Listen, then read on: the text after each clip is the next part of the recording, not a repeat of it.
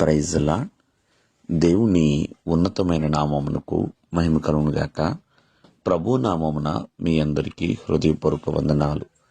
ఈ ఉదయకాలము దేవుని వాక్యాన్ని విందాం. లూకాసు వార్త 15వ అధ్యాయము 20వ వచనము. వాడింకా దూరముగా ఉన్నప్పుడు తండ్రి వానిని చూచి కనికరపడి పరుగెత్తి వాని మెడ మీద పడి ముద్దు పెట్టుకొనెను.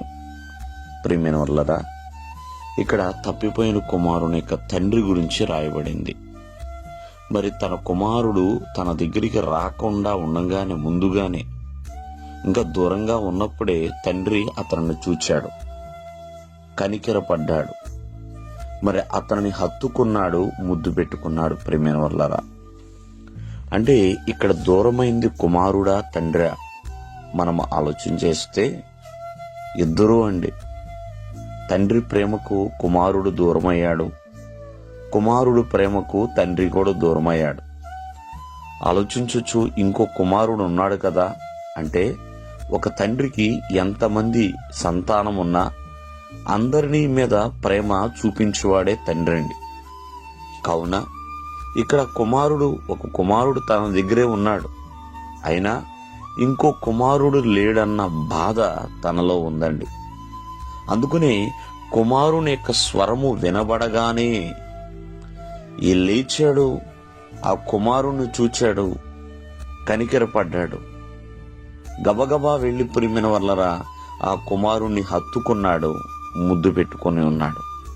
ఇవన్నీ కూడా తండ్రి యొక్క ప్రేమకు, అనుబంధానికి, ఆప్యాయతకి సాదృశ్యంగా కనబడుతున్నాయి. కాబట్టి మరి కుటుంబానికి తండ్రి యజమానిగా ఉన్నాడు, తన బిడ్డలకైనా తన కుటుంబానికైనా యజమానిగా ఉన్నాడు. ప్రేమైన వాళ్ళరా, తండ్రి ప్రేమ అయినా, తండ్రి నిర్ణయాలైనా, తండ్రి ఆలోచన అయినా, తండ్రి నడిపింపైనా మరి ఎంతో ఎంతో బిడ్డలకి అవసరమై ఉన్నది. కావున ఈ రోజున ఈ భూలోకములో మరి శారీరక పరమైన తండ్రిని మనం కలిగి ఉంటున్నాం, అలాగే ఆత్మపరమైన పరమ తండ్రిని కూడా కలిగి ఉంటున్నాం. ఆ పరమ తండ్రి కూడా మన పట్ల ఎన్నో ఆలోచన కలిగి ఉన్నాడు, ఎన్నో ప్రణాళికలు కలిగి ఉన్నాడు. ప్రియమైన వర్లరా, కాబట్టి ఇహమందైనా పరమందైనా ఆ తండ్రి కనికరము, తండ్రి క్షమాపణ, ప్రేమ, వాత్సల్యత, దయ అవన్నీ కూడా పిల్లలుగా ఉన్న ప్రతి ఒక్కరూ కూడా కలిగి ఉండాలి. ఎందుకంటే అది చాలా ఉన్నతమైనది కాబట్టి ఆ ప్రేమ వర్ణించలేనిదండి. కావున ప్రతి ఒక్కరూ కూడా ఆ తండ్రి ప్రేమ, కనికరాన్ని పొందుకునే వారిగా ఉండాలి. కుమారుడు తప్పు చేశాడు, ఒకానొక రోజున తనను తాను సరి చేసుకున్నాడు కాబట్టే ఆ తండ్రి ప్రేమ, కనికరము పొందుకోగలిగాడు.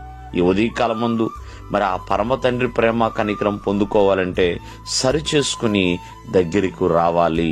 దేవుడు మిమ్మల్ని ఆశీర్వదించును గాక. ఆమేన్.